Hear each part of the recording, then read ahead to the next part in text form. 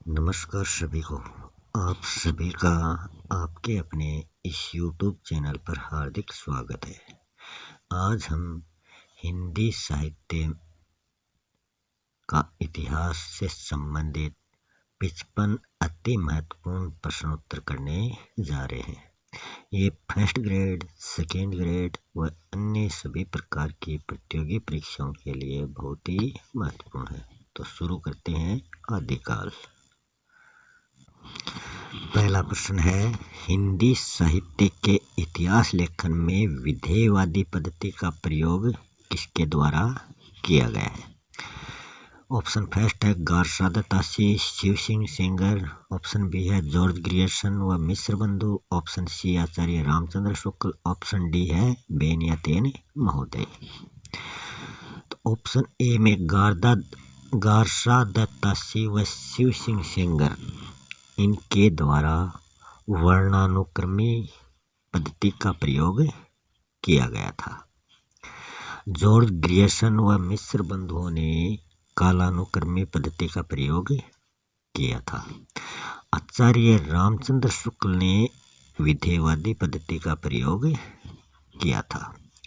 बेनियातेन महोदय जो है वो इसके क्या माने जाते हैं? इस विधि के जनक माने जाते हैं। प्रत्येक देश का साहित्य वहाँ की जनता की चिदवृत्तियों का संचित प्रतिबिंब होता है। साहित्य की ये परिभाषा किसके द्वारा दी गई है? जॉर्ज ग्रियर्सन, आचार्य रामचंद्र शुक्ल, हजारी प्रसाद द्विवेदी, उपयुक्त में से कोई नहीं। तो ये परिभाषा दी गई है आचार्य रामचंद्र शुक्ल के द्वारा। नेक्स्ट है, राम भक्त कवियों का वर्णन किस ग्रंथ में मिलता है? 284 वैष्णव की वार्ता, 252 वैष्णव की वार्ता, कालिदास हजारा, भक्तमाल। तो ये जो दोनों रचनाएं हैं, 84 वैष्णव की वार्ता और 252 वैष्णव की वार्ता, इन दोनों रचनाओं के रचनाकार हैं गोसाई गोकुल नाथ।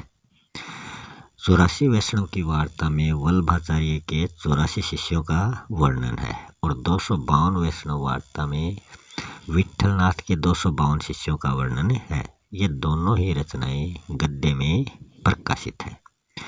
कालिदास हजारा जो है ये कालिदास त्रिवेदी की रचना है। इसमें 212 लेखकों की रचनाएं शामिल है। इसका राइट ऑप्शन है ऑप्शन डी, भक्तमाल। इसके रचयिता नाभादास है और ये पद्य भाषा में रचित है। 84 वैष्णव की वार्ता, 252 वैष्णव की वार्ता और भक्तमाल, ये इन तीनों की जो भाषा है वो है ब्रज भाषा, मगर ये दोनों गद्य में लिखी गई है और ये भक्तमाल जो है ये पद्य में लिखी गई है।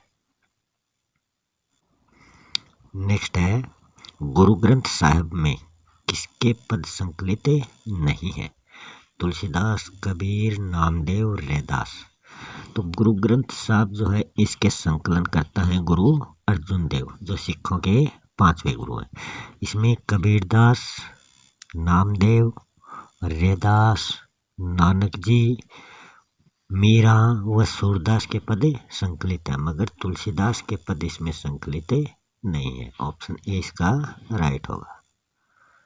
नेक्स्ट है, गारसा दत्तासी द्वारा रचित ग्रंथ इस्तवार द ला लिटरेचर इंडो हिंदुस्तानी से संबंधित सत्य कथन कौन सा है? ये रचना 3 भागों में प्रकाशित है। इस रचना की भाषा अंग्रेजी है। इसमें 938 कवियों का वर्णन मिलता है। हिंदी साहित्य इतिहास लेखन का प्रथम प्रयास इसमें किया गया। तो इसमें ऑप्शन डी जो है वो सत्य है।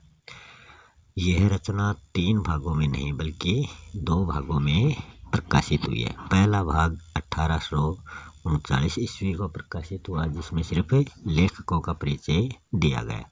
दूसरा भाग 1847 ईस्वी को प्रकाशित हुआ, उसमें रचना परिचय दिया गया।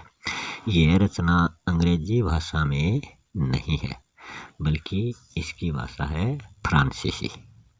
इसमें 938 कवियों का नहीं बल्कि 738 कवियों का वर्णन मिलता है, जिसमें हिंदी के कवियों की संख्या 72 है।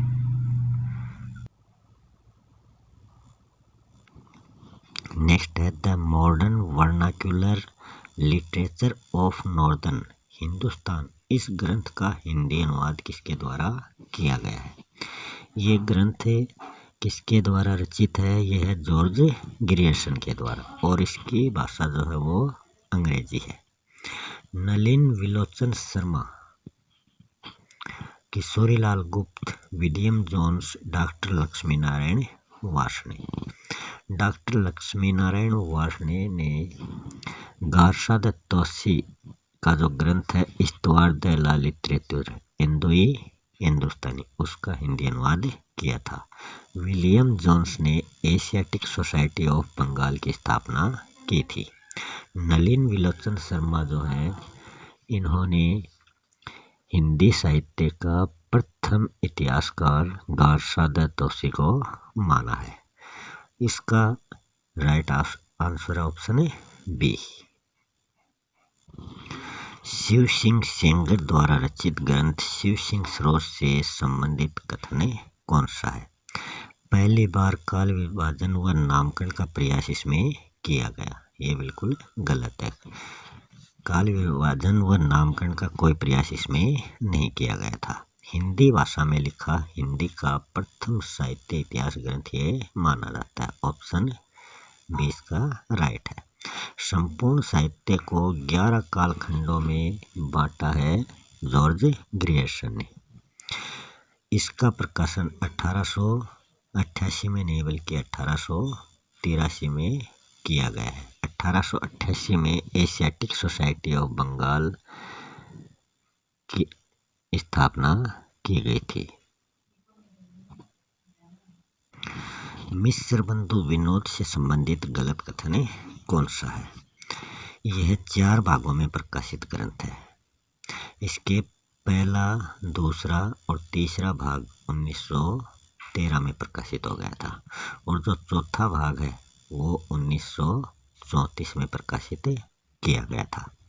यह श्याम बिहारी मिश्र, सुखदेव बिहारी मिश्र व गणेश बिहारी मिश्र द्वारा रचित ग्रंथ है। इसमें लगभग 5000 कवियों का वर्णन किया गया है। तो ये तीनों कथन जो है वो सत्य है। इस संपूर्ण साहित्य को 5 भागों में नहीं बल्कि 8 भागों में बांटा गया। ऑप्शन डी इसका राइट हो जाएगा। नेक्स्ट है मिस्र बंधुओं से संबंधित सत्य कथन नहीं है। खड़ी बोली गद्य का प्रथम लेखक इन्होंने गोरखनाथ को माना है। ये बिल्कुल सही है। देव व बिहारी के विवाद की जड़ इन्हीं को माना जाता है। इन्होंने देव को बड़ा बताया है और बिहारी को फेंको बताया। ये भी सत्य है। रामकुमार वर्मा ने मिस्र बंधु विनोद को इतिवृत्तात्मक ग्रंथ कहा है। ये कथन गलत है। रामकुमार वर्मा ने नहीं बल्कि डॉक्टर आचार्य रामचंद्र शुक्ल ने मिस्र बंधु विनोद को इतिवृत्तात्मक ग्रंथ कहा है। कवि परिचय पर रचना परिचय से अधिक बल दिया गया। ये कथन भी सत्य है। नागरी प्रचारणी सभा जिसकी स्थापना 16 जुलाई 1893 को होती है, काशी से असंबंधित कथन है। इसके अध्यक्ष राय कृष्ण दास बने। यही गलत है। इसके अध्यक्ष राधा कृष्ण दास बने थे। इससे संबंधित पुस्तक हिंदी शब्द सागर है। इसकी भूमिका रामचंद्र शुक्ल ने हिंदी साहित्य का विकास नाम से की थी। शुक्ल ने इसका संशोधन कर 1929 में हिंदी साहित्य का इतिहास लिखा था। ऑप्शन ए इसका राइट हो जाएगा। आचार्य रामचंद्र शुक्ल से संबंधित सत्य कथन नहीं है। दोहरे नामकरण की परंपरा शुरू की थी। भक्तिकाल को सगुण व निर्गुण भागों में बांटा था। ऋतिकाल को 3 भागों में बांटा था। त्रिवेणी नामक पुस्तक में तुलसी, सूर और जायसी को श्रेष्ठता क्रम में स्थान दिया था। तुलसी को प्रथम, सूर को द्वितीय और जायसी को तीसरा स्थान दिया था। तो इसमें गलत है। ऑप्शन है सी। ऋतिकाल को 3 भागों में बांटने का काम विश्वनाथ प्रसाद मिश्र के द्वारा किया गया था। वो 3 भाग कौन कौन से हैं? एक रीतिबद्ध, रीतिसिद्ध और रीतिमुक्त। आचार्य हजारी प्रसाद द्विवेदी द्वारा रचित ग्रंथ नहीं है।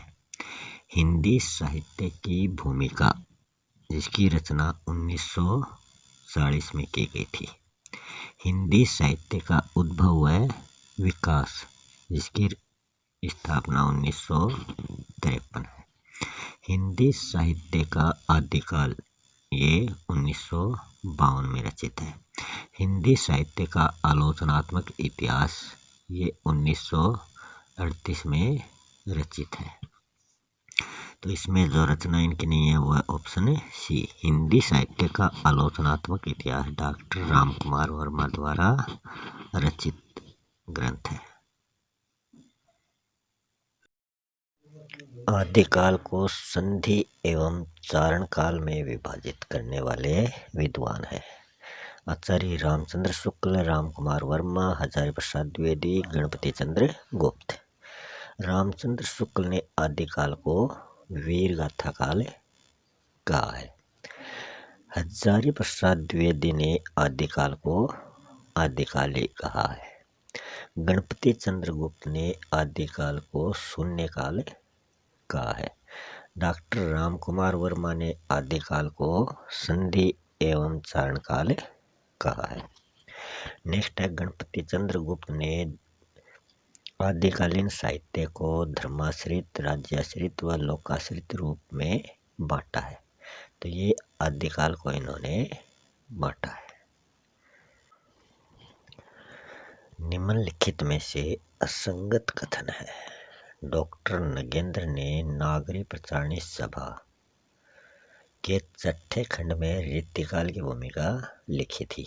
मोतीलाल मेनारिया ने राजस्थानी साहित्य का इतिहास लिखा था। हिंदी काव्य शास्त्र का इतिहास भागीरथ मिश्र द्वारा रचित है। हिंदी साहित्य का इतिहास टिक्कम सिंह तोमर द्वारा संपादित है। तो इसमें जो असंगत है, जो गलत है, वह ऑप्शन है डी। हिंदी साहित्य का इतिहास टिक्कम सिंह तोमर द्वारा संपादित नहीं है, बल्कि ये डॉक्टर नगेंद्र सिंह द्वारा संपादित है। टिक्कम सिंह तोमर ने हिंदी वीर काव्य लिखा था। नेक्स्ट है काल विभाजन से संबंधित सत्य कथन कौन सा है। आदिकाल 7वीं सदी से 14वीं सदी तक, भक्तिकाल 14वीं सदी के मध्य से 17वीं सदी तक, रीतिकाल 17वीं सदी के मध्य से 19वीं सदी तक, आधुनिक काल 19वीं सदी के मध्य से वर्तमान तक। तो इसमें जो सत्य है वो ऑप्शन डी है। आदिकाल 7वीं सदी के मध्य से 14वीं सदी के मध्य तक है। भक्तिकाल 14वीं सदी के मध्य से 17वीं सदी के मध्य तक है। रीतिकाल 17वीं सदी के मध्य से 19वीं सदी के मध्य तक है। महावीर प्रसाद द्विवेदी ने आदिकाल को नाम दिया है। सिद्ध सामंत काल, आरंभिक काल, बीज वपन काल, अपभ्रंश काल। सिद्ध सामंत काल जो नाम दिया है वो दिया है राहुल सांकृत्यायन ने। आरंभिक जो काल नाम है वो दिया है मिश्र बंधुओं ने। अपभ्रंश काल जो नाम दिया है वो दिया है धीरेन्द्र वर्मा ने। महावीर प्रसाद ने दिया है बीज वपन काल। नेक्स्ट है पुरानी हिंदी या उत्तरी अपभ्रंश या अवहट से संबंधित लेखक कौन है। आदिकाल को पुरानी हिंदी या उत्तरी अपभ्रंश काल किसने कहा है। डॉक्टर कमल कुल श्रेष्ठ, इन्होंने आदिकाल को अंधकार काल नाम दिया है। विश्वनाथ प्रसाद मिश्र, इन्होंने आदिकाल को वीर काल कहा है। आचार्य रामचंद्र शुक्ल ने आदिकाल को वीर गाथा काल कहा है। डॉक्टर चंद्रधर शर्मा गुलेरी ने पुरानी हिंदी या उत्तरी अपभ्रंश कहा है। ऑप्शन बी इसका राइट है। नेक्स्ट है आचार्य रामचंद्र शुक्ल ने आदिकाल को वीर गाथा काल जो नाम दिया है वो 12 रचनाओं के आधार पर दिया है, जिनमें अपभ्रंश और देश भाषा की रचनाएं हैं। 4 रचनाएं अपभ्रंश भाषा से संबंधित है और 8 रचनाएं देश भाषा से संबंधित है। तो इसमें जो अपभ्रंश से संबंधित नहीं है वो कौन सी है? हमीर रासो, पृथ्वीराज रासो, विजयपाल रासो, कीर्ति पताका। तो इसमें जो पृथ्वीराज रासो है वो इससे संबंधित नहीं है। पृथ्वीराज रासो देश भाषा से संबंधित रचना है। परमाल रासो के रचनाकार कौन है? भट्ट केदार, इन्होंने जयचंद्र प्रकाश लिखा था। दलपत विजय ने खुमान रासो की रचना की थी। नरपति नालय ने बिसलदेव रासो की रचना की थी। परमाल रासो के रचनाकार है जगनिक। नेक्स्ट है आदिकाल की वीर गाथा काल से संबंधित देश भाषा की रचना नहीं है। जो 12 रचनाएं हैं उनमें 4 तो अपभ्रंश से संबंधित है और 8 रचनाएं देश भाषा से संबंधित है। तो 3 रचनाएं अपभ्रंश से संबंधित पहले क्वेश्चन में आ चुकी हैं। जो चौथी अपभ्रंश की बची हुई है वो है कीर्ति लता। बाकी ये तीनों देश भाषा से संबंधित है और एक जो पिछले क्वेश्चन में दी थी पृथ्वीराज रासो वो भी देश भाषा से संबंधित है। तो अपभ्रंश की 4 हो गई, देश भाषा की भी 4 हो गई। बाकी 4 रचनाएं अगले क्वेश्चनों में। सिद्ध साहित्य से संबंधित विशेषता नहीं है। संध्या भाषा शैली व उल्टभाषियों का प्रयोग। उल्टभाषियाँ होती हैं सीधी बात को टेढ़े ढंग से कहना। नारी को साधना के केंद्र में रखकर पंचमकार का त्याग। सामाजिक खंडन मंडन की प्रवृत्ति। तृष्णाओं का दमन और भोग, तृष्णाओं के दमन की अपेक्षा भोग पर बल दिया जाना। इसमें जो नहीं है वो है ऑप्शन बी। नारी को साधना के केंद्र में तो इन्होंने रखा था मगर पंचमकार का त्याग ना कर पंचमकार की इन्होंने साधना की थी। पंचमकार कौन से हैं? मांस, मदिरा, मत्स्य, मुद्रा और मैथुन। ये 5 मकार हैं जिनकी इन्होंने साधना की थी। नेक्स्ट है सिद्ध बौद्ध धर्म की किस शाखा से निकले थे? बौद्ध धर्म की 2 शाखाएं हैं, हीनयान और महायान। तो जो सिद्ध हैं वो बौद्धों की महायान शाखा से निकले थे जो क्या है वज्रयानी है। वज्रयानी शाखा से वो निकले थे। नेक्स्ट है सरहपा की दोहा कोश रचना में किसका वर्णन किया गया है?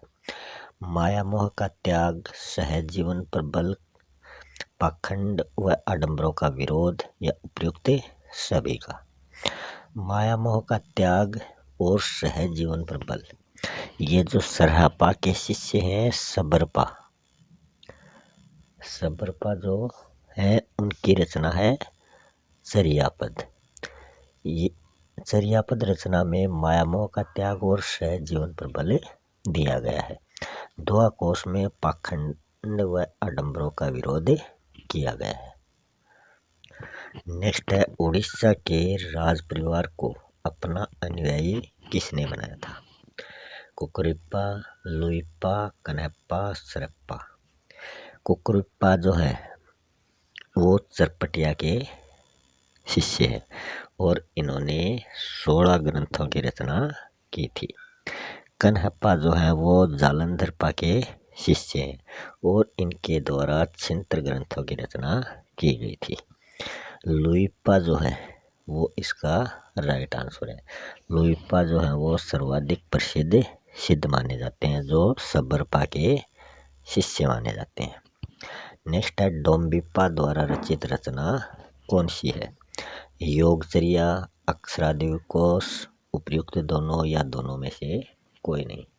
तो योगचर्या और अक्षर द्विकोपदेश ये दोनों रचनाएं डोम्बिप्पा द्वारा रचित हैं। जो ये डोम्बिप्पा हैं ये विरूपा के शिष्य थे। नेक्स्ट नाथों को अवधूत सन्यासी किसने कहा है? पीताम्बर दत्त बड़थवाल, गोरखनाथ, हजारी प्रसाद द्विवेदी, मत्स्येंद्र नाथ।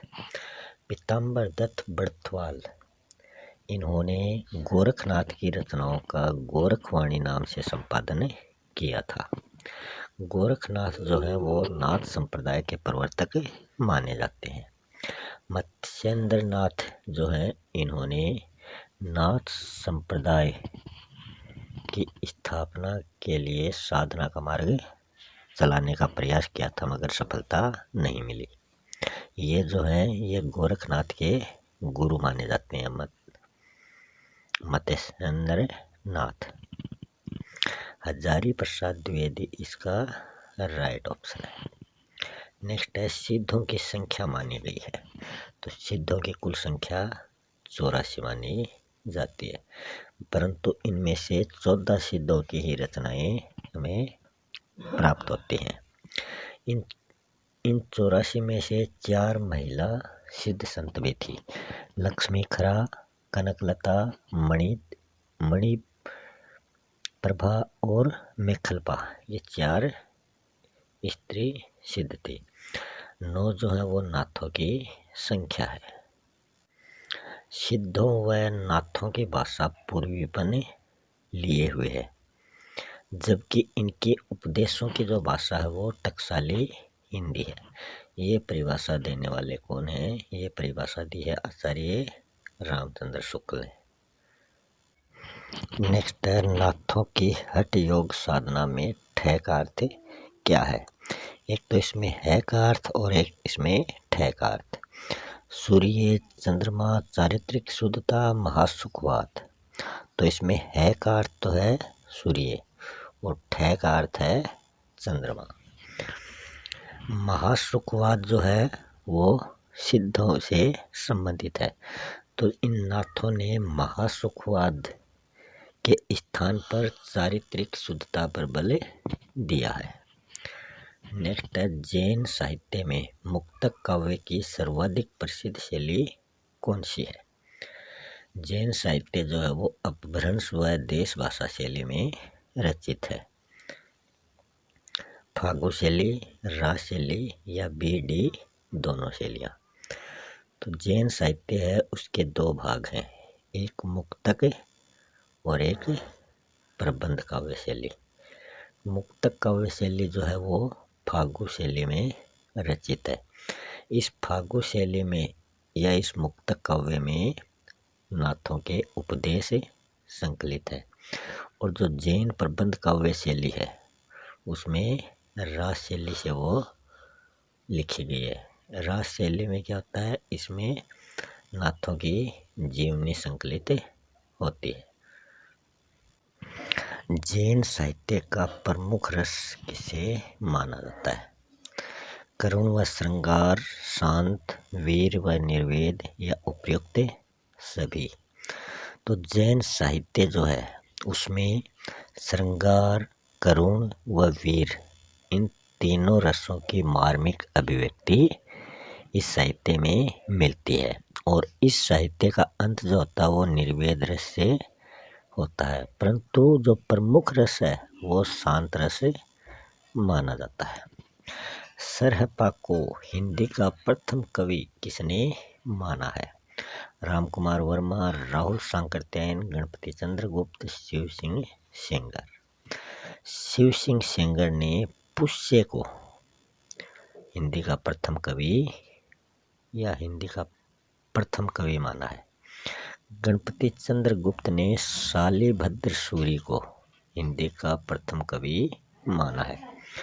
रामकुमार वर्मा ने स्वयंभू को हिंदी का प्रथम कवि माना है। राहुल सांकृत्यायन ने सरहपा को हिंदी का प्रथम कवि माना है। नेक्स्ट है आचार्य रामचंद्र शुक्ल ने हिंदी का प्रथम महाकवि किसे माना है? विद्यापति, राजा मुंज, अब्दुल रहमान, चंद्रबरदाई। विद्यापति को हिंदी का प्रथम महाकवि मानने वाले हैं डॉक्टर बच्चन सिंह। अब्दुल रहमान को हिंदी का प्रथम महाकवि मानने वाले हैं हजारी प्रसाद द्विवेदी, और राजा मुंज को हिंदी का प्रथम महाकवि मानने वाले हैं चंद्रधर शर्मा गुलेरी। आचार्य रामचंद्र शुक्ल ने चंद्रबरदाई को हिंदी का प्रथम महाकवि माना है। नेक्स्ट है स्वयंभू द्वारा रचित राम काव्य कौन सा है? तो स्वयंभू ने राम काव्य की रचना की थी। इसके आधार पर इनको अपभ्रंश का वाल्मीकि भी कहा जाता है। ये अपभ्रंश के वाल्मीकि के रूप में जाने जाते हैं। रिठनेमि चरित, स्वयंभू छंद या दोहा, पौन चरिव। तो पौन चरिव जो है वो एक राम काव्य है। इस रचना को इन्होंने पूरा नहीं किया था, बल्कि ये रचना इनके द्वारा अधूरी छोड़ी गई थी। इस रचना को इनके पुत्र त्रिभुवन ने पूरा किया था। नेक्स्ट है पुष्पदंत से संबंधित उपाधि नहीं है। अभिमान मेरु व कविकुल तिलक, अपभ्रंश का वेद व्यास, णय कुमार व जसहर सरस्वती नीलय। इनके द्वारा कृष्ण से संबंधित रचनाएं लिखने के कारण इनको अपभ्रंश का वेद व्यास भी कहा जाता है। तो ये चारों उपाधियां इनको मिली हुई है। णय कुमार और जसहर चरिव, णय कुमार चरिव और जसहर चरिव, ये दोनों इनकी रचनाएं हैं। धनपाल की भविष्य दत्त कहा में किसका वर्णन मिलता है? 63 जैन महापुरुषों का, साधारण वणिक पुत्र का, इंद्रिय सुख की निंदा का, विक्रमपुर की विरहणी का। 63 जैन महापुरुषों का वर्णन मिलता है पुष्पदंत की महापुराण रचना में। इंद्रिय सुख की निंदा ये मिलती है राम सिंह की पाहुड़ दोहा रचना में। विक्रमपुर की विरहणी का वर्णन जो है वो अब्दुल रहमान की संदेश राशक रचना में मिलता है। धनपाल की भविष्य दत्त कहा में साधारण वणिक पुत्र का वर्णन मिलता है। नेक्स्ट है शब्दानुशासन रचना के रचयिता हैं सिद्धराज, हेमचंद्र, चंगदेव या बीवसी दोनों। तो इस रचना के रचयिता हैं हेमचंद्र, जिनका वास्तविक नाम है चंगदेव। तो बी और सी इसका राइट ऑप्शन है। और ये हेमचंद्र जो है ये सिद्धराज के दरबारी कवि थे। नेक्स्ट है हिंदी की प्रथम रचना मानी गई है। भरतेश्वर बाहुबली रास, संदेश राशक, श्रावकाचार या उपयुक्त सभी। भरतेश्वर बाहुबली रास जो है ये शालिभद्र द्वारा रचित रचना है। इसको मुनि जिनविजय सूरी ने रास परंपरा की प्रथम रचना माना है। संदेश राशक जो है ये अब्दुल रहमान की रचना है। हजारी प्रसाद द्विवेदी ने इस रचना के जो रचनाकार हैं अब्दुल रहमान, उनको हिंदी में लिखने वाला प्रथम मुसलमान कवि माना है। इसका राइट ऑप्शन है श्रावकाचार, जो देवसेन द्वारा रचित है। ये हिंदी की प्रथम रचना है। चंदनबाला रास से संबंधित विकल्प कौन सा है? ये जो चंदनबाला रास है इसके रचयिता आशगो कवि जालोर है। आशगो कवि जालोर इनके रचयिता हैं। कोश्या नामक गणिका के प्रेम का वर्णन, अपभ्रंश प्रभावित राजस्थानी भाषा का प्रयोग, जैन तीर्थकर रेवंतगिरी व नेमिनाथ की प्रतिमा का वर्णन, करुण रस प्रधान रचना जिसमें दधिवान की पुत्री का वर्णन है। तो ऑप्शन डी इसका राइट होगा। कोश्या नामक गणिका के प्रेम का जो वर्णन है वो स्थूलीभद्र रास में मिलता है। अपभ्रंश प्रभावित राजस्थानी भाषा का जो प्रयोग है ये नेमिनाथ रास में मिलता है। जैन तीर्थकर रेवंतगिरी व नेमिनाथ की प्रतिमा का जो वर्णन है वो रेवंतगिरी रास में मिलता है। नेक्स्ट रासो साहित्य से संबंधित विशेषता नहीं है। आश्रयदाताओं का अतिशयोक्तिपूर्ण वर्णन, युद्धों का सजीव वर्णन, मुख्य रस श्रृंगार और सहायक रस वीर संकुचित राष्ट्रीय भावना। तो इसका जो राइट ऑप्शन है वो है ऑप्शन सी। इसका मुख्य रस कौन सा है? वीर है। और जो सहायक रस है वो है श्रृंगार। ये ऑप्शन इसका गलत है।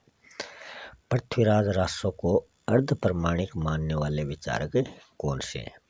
हजारी प्रसाद द्विवेदी, जॉर्ज ग्रियर्सन, श्याम सुंदर दास, जेम्स टॉड, सुनीति कुमार चटर्जी, मुनि जिन विजय सूरी, श्यामल दास व बुल्लर।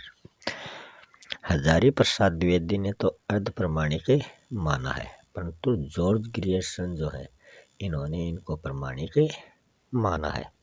श्याम सुंदर दास व जेम्स टॉड इन दोनों ने इस रचना को प्रमाणिक माना है। कर्नल जेम्स टॉड को तो पृथ्वीराज रासो का उद्धारक भी कहा जाता है। श्यामल दास व बुल्लर ने इस रचना को अप्रमाणिक माना है। सुनीति कुमार चटर्जी व मुन्नी जिन विजय सूरी इन दोनों ने इस रचना को अर्ध प्रमाणिक माना है। नेक्स्ट है पृथ्वीराज रासो से असंबंधित कथन कौन सा है? यह 4 संस्करणों में प्रकाशित है। इसका जो पहला संस्करण है वो नागरी प्रचारणी सभा काशी द्वारा प्रकाशित किया गया था, जो सबसे बड़ा संस्करण है, जिसमें 16,306 छंद है। और जो चौथा संस्करण है वो सबसे छोटा संस्करण है, जिसमें 1300 छंद प्रयुक्त है। इसमें 68 सर्ग दिए गए हैं, जिनको समय में बांटा गया है। इसे राजनीति की महाकाव्यात्मक त्रासदी डॉक्टर बच्चन सिंह ने कहा है। इसमें पद्मावती समय व कैमास वध समय सर्वाधिक प्रसिद्ध है। तो इसमें जो असंबंधित है वह है ऑप्शन बी। इसमें 68 प्रकार के छंदों का प्रयोग किया गया है। जो समय है वो है 69 प्रकार के सर्ग है। नेक्स्ट है बिस्सलदेव रासो से संबंधित सही कथन नहीं है। इसमें 12 मासा वर्णन मिलता है, जो हिंदी का प्रथम महाकाव्य है। इसका काव्य रूप गेय मुक्तक है तथा इसका प्रमुख रस श्रृंगार है। इसमें आश्रयदाताओं का गुणगान किया गया है। इसके तीसरे खंड में राजमती के वियोग का वर्णन मिलता है। तो इसमें जो सही नहीं है वो है ऑप्शन सी। इसमें आश्रयदाताओं का गुणगान नहीं किया गया, बल्कि इसमें साधारण गृहस्थी पर ये आधारित है। निम्नलिखित में से उचित सुमेल ढूंढना है। परमाल रासो जगनिक, पृथ्वीराज रासो दलपत विजय, बिस्सलदेव रासो चंद्रबरदाई, कुमार रासो नरपति नाल है। तो इसमें रचना और रचनाकार में उचित मेल है। परमाल रासो जगनिक द्वारा रचित है। पृथ्वीराज रासो की रचना चंद्रबरदाई ने की है। बिस्सलदेव रासो की रचना नरपति नालय ने की है। कुमार रासो की रचना दलपत विजय ने की है। जयचंद्र प्रकाश के रचयिता कौन है? सारंगधर, मधुकर कवि, विद्यापति, भट्ट, केदार। सारंगधर जो है वो हमीर रासो के रचनाकार है। मधुकर कवि जो है वो जयमयंक जस चंद्रिका के रचनाकार है।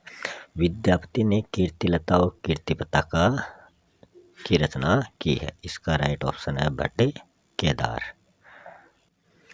नेक्स्ट है परमाल रासो से संबंधित गलत कथन कौन सा है?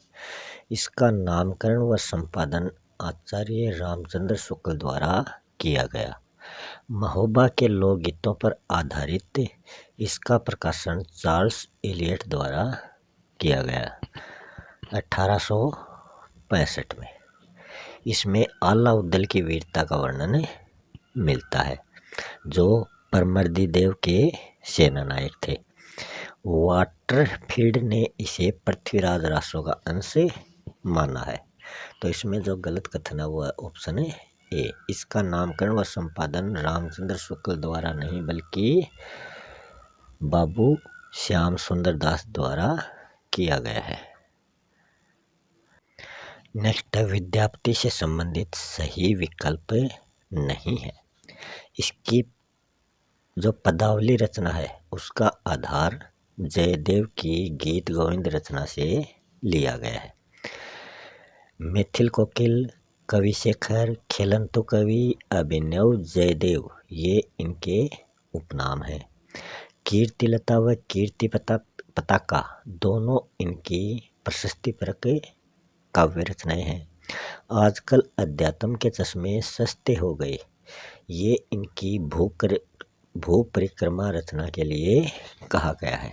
तो इसमें जो गलत कथन है वो ऑप्शन डी, आजकल अध्यात्म के चश्मे सस्ते हो गए, ये भू परिक्रमा के लिए नहीं बल्कि इनकी जो पदावली रचना है उनके लिए आचार्य रामचंद्र शुक्ल ने कहा है।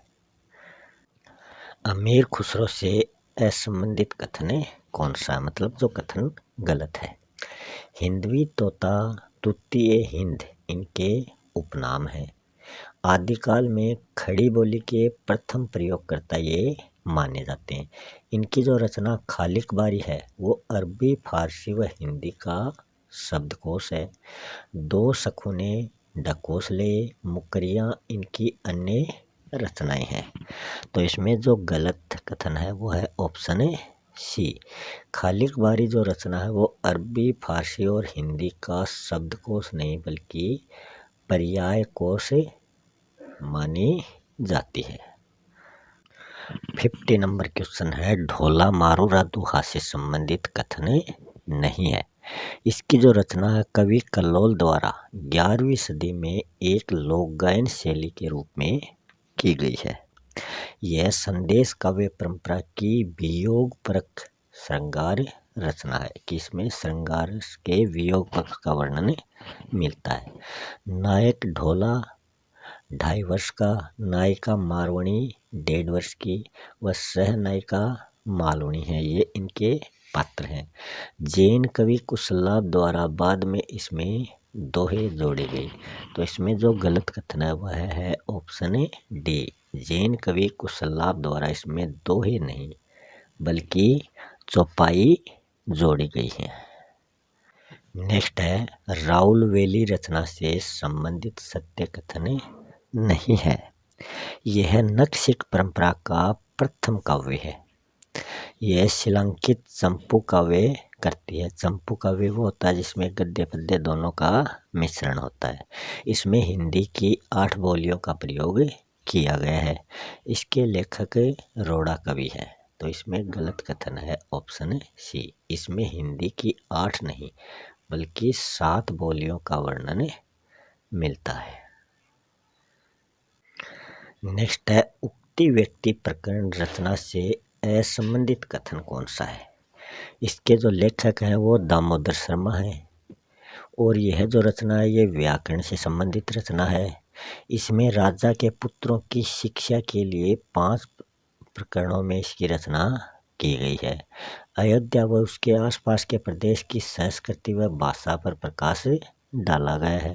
तो इसमें जो गलत कथन है वो ऑप्शन डी, इसमें अयोध्या नहीं बल्कि बनारस और उसके आसपास के जो प्रदेश हैं उनकी संस्कृति व भाषा पर प्रकाश डाला गया है। नेक्स्ट है, वर्ण रत्नाकर से संबंधित कथन नहीं है। इसके लेखक ज्योति प्रसाद माने जाते हैं। प्रकाशन सुनीति कुमार चटर्जी, बबुआ मिश्र ने एशियाटिक सोसाइटी ऑफ बंगाल में किया है।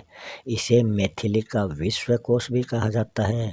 यह मैथिली भाषा की व्याकरण से संबंधित प्रथम गद्य रचना है। तो इसमें जो गलत कथन है वह है ऑप्शन ए, इसके लेखक ज्योति प्रसाद नहीं बल्कि ज्योतिरीश्वर ठाकुर माने जाते हैं। नेक्स्ट है 54 क्वेश्चन, परमार रासों से संबंधित कथन कौन सा है। गोरी सोए सेज पर मुख पर डारे केस, देसिल बसना सब जन मिठा, जो जिन शासन भाषियु सो मई कहियऊ सारू, 12 बरस लो कुकर जीवे अरु 13 लो जिए सियार। गोरी सोए सेज पर ये अमीर खुसरो से संबंधित वाक्य है। देसिल बसना सब जन मिठा ये विद्यापति की पदावली से संबंधित कथन है। जो जिन शासन भाष्यऊ ये श्रावकाचार जो देवसेन की रचना है उससे संबंधित है। परमार रासों से संबंधित है। 12 बरस लो कुकर जीवी। लास्ट क्वेश्चन है, निम्नलिखित में से सत्य कथन नहीं है। वसंत विलास के संपादक केशवलाल हर्षद राय माने जाते हैं। पदावली के पदों को नागिन की लहर आचार्य रामचंद्र शुक्ल ने कहा है। विजयपाल रासों के लेखक नल सिंह हैं जिन्होंने अपभ्रंश भाषा में ये रचना रची थी। प्राकृत पेंगलम के रचयिता लक्ष्मीधर माने जाते हैं।